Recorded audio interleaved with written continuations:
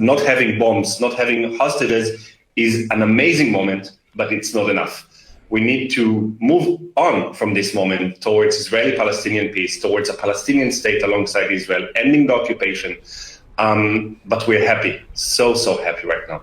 Joining us now is Alon-Lee Green. He's the co-founder of a group called Standing Together, a progressive Jewish Arab grassroots movement.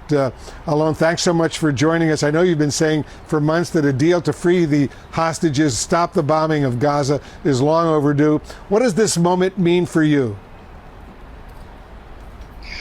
Good morning. This is actually the moment we've been waiting for, fighting for 2 years. This is the moment where we get to see the remaining hostages coming back to their families. This is the moment where we get to see Palestinians coming back to their homes, if they still have a home in Gaza. No more bombs dropping on their heads in Gaza.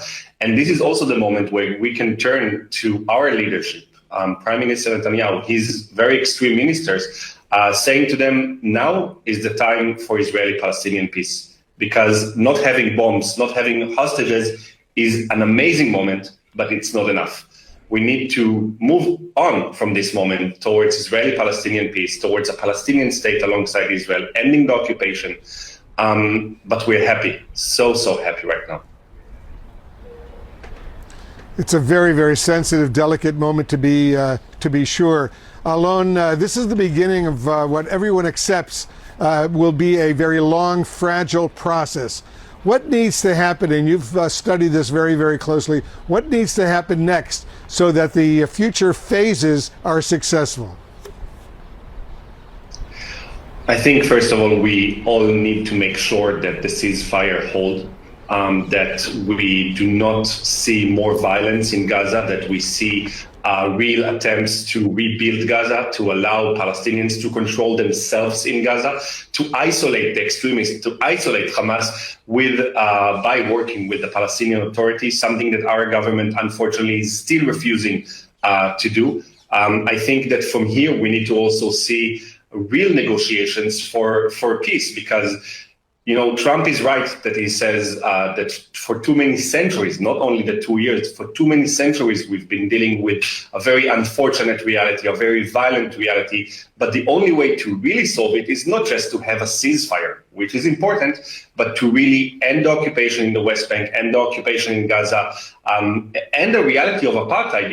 Palestinians are living without citizenship in their own country. They live under the Israeli occupation. So if we don't want to see the ceasefire collapse, if we don't want to see us coming back to another 7th of October, another genocidal war in Gaza, we need to really move towards peace. We need to really demand our leadership in Israel to do whatever we can to end this occupation, to end this very bloody chapter in our history. And that means really allowing ourselves to let go of the violence, to let go of the feeling that we need to control everyone on this land, because another reality is possible. And look at the happiness that we're experiencing today. That can be a million times more if we will really go towards Israeli-Palestinian peace.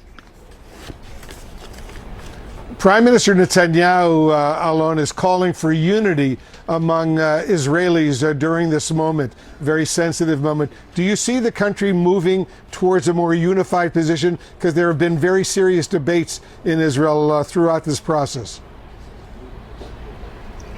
In one sentence, he's saying that he's calling for unity. In the other sentence, in another post, he's calling us traitors because of going for demonstrations for 2 years, demanding to bring back the hostages and ending the war. Unfortunately, the real source of violence in our society, the real source of dispute and hatred in our country is the extremists that are in power.